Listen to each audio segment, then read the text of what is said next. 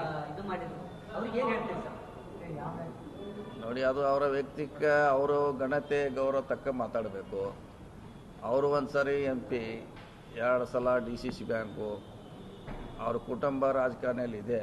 ಆ ಥರದ ಅನುಗುಣವಾಗಿ ಮಾತಾಡಬೇಕು. ಈಗ ಬಾಯಿ ಇದೆ ಅಂತ ಮಾತಾಡ್ಲಿಕ್ಕಾಗಲ್ಲ. ಅದಕ್ಕೆ ನಮ್ಮ ಮುಂಚೆ ನೀವು ಕೇಳಿದಾಗ ಹೇಳಿದ್ದೀನಿ ಈಗಾಗಲೇ, ಅದು ಅವ್ರಿಗೆ ಸಂಬಂಧಪಟ್ಟ ವಿಚಾರ. ಸರ್, ಈಗ ಒಟ್ಟಾರೆ ಚುನಾವಣೆಯಲ್ಲಿ PAಗಳ ಹೆಸರು ಬೆಳಗಾವಿ ಜಿಲ್ಲಾ ರಾಜಕಾರಣದಲ್ಲಿ ಸಾಕಷ್ಟು ಚರ್ಚೆ ಆಗ್ತಾ ಇದೆ.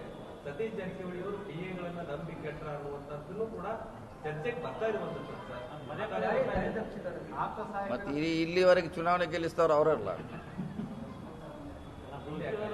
ಅಲ್ಲ. ಇದೊಂದು ಬೈ ಮಿಸ್ಟೇಕ್ ಆಗಿರ್ಬೇಕು. ಏನು ಇದನ್ನ ನಾವು 2018ರಲ್ಲೂ ಅಂತದೊಂದು ಅನುಭವ ಆಗಿದೆ. ಇಲ್ಲ, ಆವಾಗ ನಾನು ಕಾನ್ಸ್ಟಿಟ್ಯೂನ್ಸಿಗೆ ಹೋಗೋದೇ ಆಗೋದ್ರಿಂದ ಅದಾಯಿತು, ಹೊರತಾಗಿ PAಗಳಿಂದ ಅಲ್ಲ. ನಾನು ಕಾನ್ಸ್ಟಿಟ್ಯೂನ್ಸಿಗೆ ಹೋಗಿದ್ರೆ ನಾನು ಅದು ಪ್ರಯೋಗ ಮಾಡಲಿಕ್ಕೆ ಮಾಡಿದ್ದು, ಹೊರತಾಗಿ ಅವರಿಂದ ಅಲ್ಲ. ಅದು ನ್ಯಾಚುರಲ್ ಆಗಿ ಕಡಿಮೆ ಬಿತ್ತು, ಯಾರ ನಿರ್ಲಕ್ಷ್ಯ ಮಾಡಿದ್ರು, ಸೋತೀವಿ.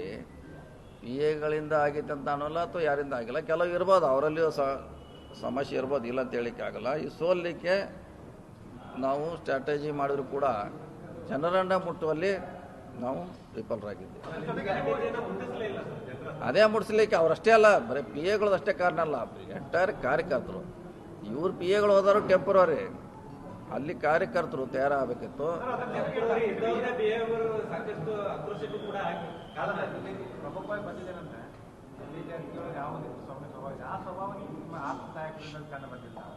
ಕಲ್ಸಲ್ಲ. ಈಗ ಒಂದೊಂದು ಸಲ ಪಾಠ ಕಲ್ತಾಗ ಗೊತ್ತಾಗೋಲ್ಲ.